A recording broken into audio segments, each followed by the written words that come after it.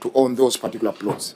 Even with the sectional properties, the ratepayer will remain the owner of the building. But the law has been amended now such that even the owners of the sectional property, the flats or apartments, are able to pay rates because they are enjoying services like roads, water, sewage, and all that. They're supposed to pay for that also.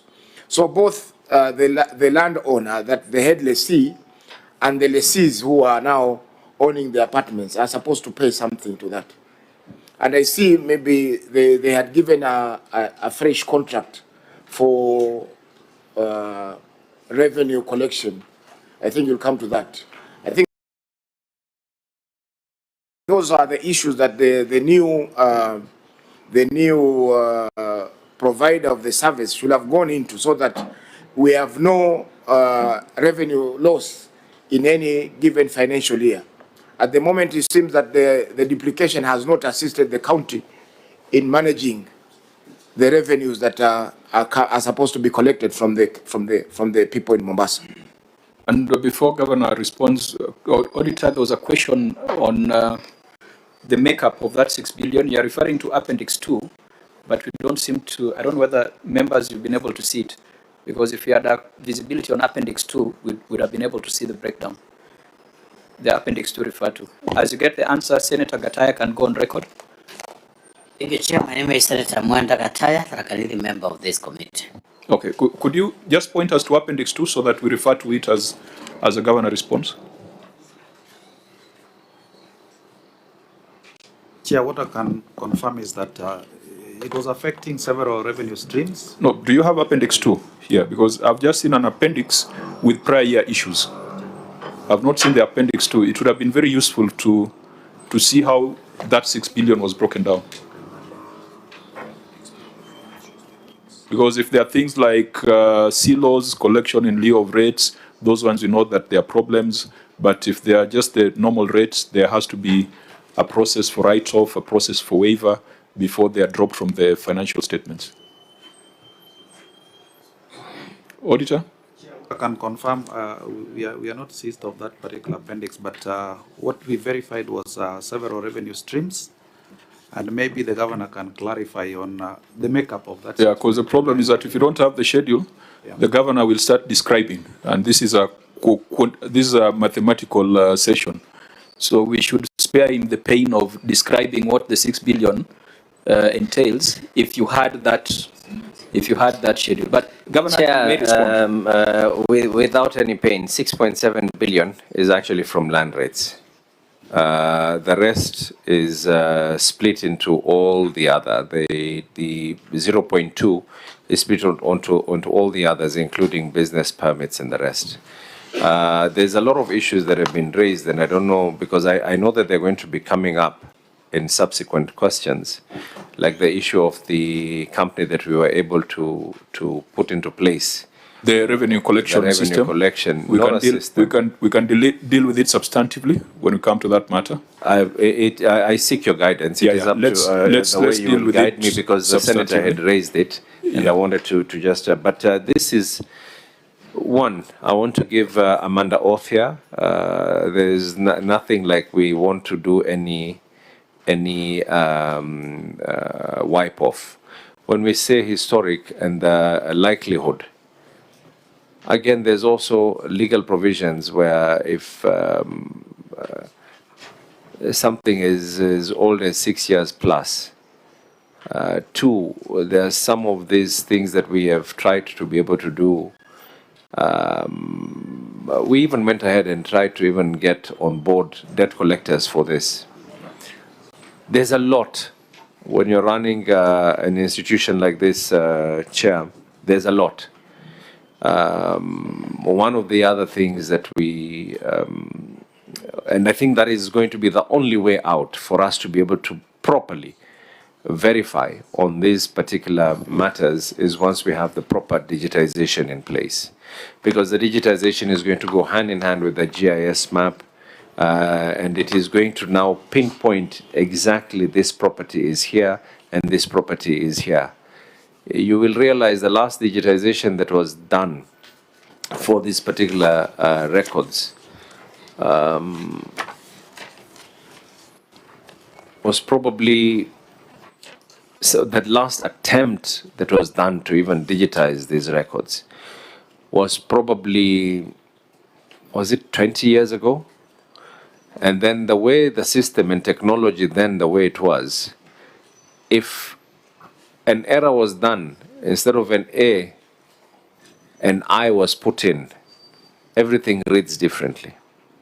And that is the reason why the digitization that we want to do, mapping it out and putting it together with the GIS lab to confirm and fix every single piece of title like a jigsaw puzzle.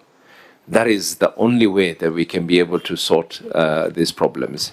I agree with Governor, just wind it up so that we go to the numbers. I agree with the some senator, of those issues the way are in he the said report. that the senator raised, he didn't raise, but he stated a statement of fact that when a subdivision is done, the county government is the one that does the issues the necessary certificates. But then now again, it is a manual process from us, because even after you've done the subdivision in the county, it does not necessarily mean that titles have been issued already. So right now we have to do a manual process of sending our people to the Ministry of Lands, confirming what are the new titles that have been put in. Right now we're in the process. We are at least, we're struggling, but we're getting there on issues of sectional properties as well. Okay, let's go to the numbers. Let's go to the next matter. But we are exiting by giving guidance that receivables from exchange and non-exchange transactions must be fully disclosed. And I think we are agreeing here that that disclosure, that correction can only be done at the end of the subsequent financial year. Auditor General, isn't that the treatment? Yeah, that's very correct. And we are also saying that there should be no write-off, no waiver, without following the provisions in the Act and in regulations. By all means. Fine. General, that you have ruled, I think we just move on because, that's a basis for qualification. And we have been referenced to Appendix 2. That Appendix 2 is not available. So all we are doing here is just narrative. I mean, what are we saying? So you have referenced Appendix 2, which would have helped us to look at the figures and deal with real numbers. Chair, just to add on to what Senator Mbua said, maybe we needed evidence of effort to recover this money. You put up a notice, for example, of waivers. We need that in our appendices, effort to recover that money. And also we need to see the figures in terms of when the default was committed and whether we had a task force, having an effort to get this money paid. Did we write to the Assembly, maybe to have the waivers maybe sanctioned? All those. Senator, I want to restate it. Governor, just, there are no waivers. Just let, why are we order, Governor. Let the Senator just conclude. Just evidence of that effort. I could also give some guidance on even on how to respond on that. Because I think what the auditor has cited is inaccurate receivables, actually more or less non-disclosure, isn't it? Otherwise, it would have been long outstanding revenue arrears. So let me guide so that we go to the next issue, which talks about budget versus realization, and we go stream by stream. And this conversation, I think many of the questions are going to be answered. So, Auditor, let's go to your next issue, which is budgetary control and performance. And Senator Mbua, I agree with your frustration on the absence of Appendix 2. I think we will deal with that internally. Thank you, Chair.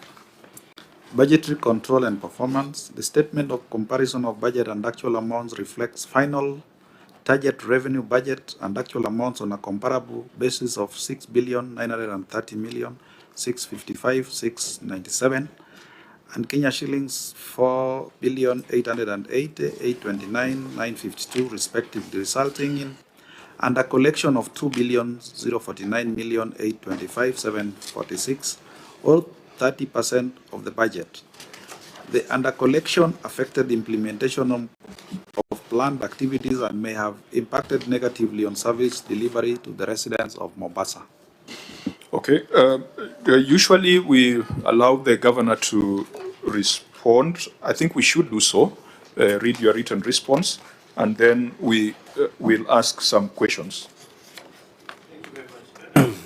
Chair, the shortfall in on-source revenue was largely driven by underperformance in key revenue streams, notably land rates, SPP, market fees, fiscal planning and development, cess, conservancy, administration and property rent. Underperformance in these high-yield streams constrained cash availability and adversely affected the implementation of the planned programs and service delivery.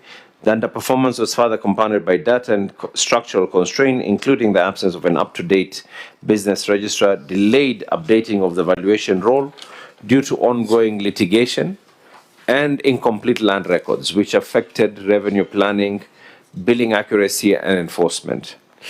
Amongst the corrective measures that we are currently doing, should I read this verbatim as well? Yeah, I think just go through it. Okay. To address the identified challenges and enhance on-source revenue performance, the county has implemented the following corrective measures. Business mapping and revenue-based expansion. The county engaged a consultant to undertake a comprehensive business mapping exercise to establish an accurate database of businesses operating within the county. The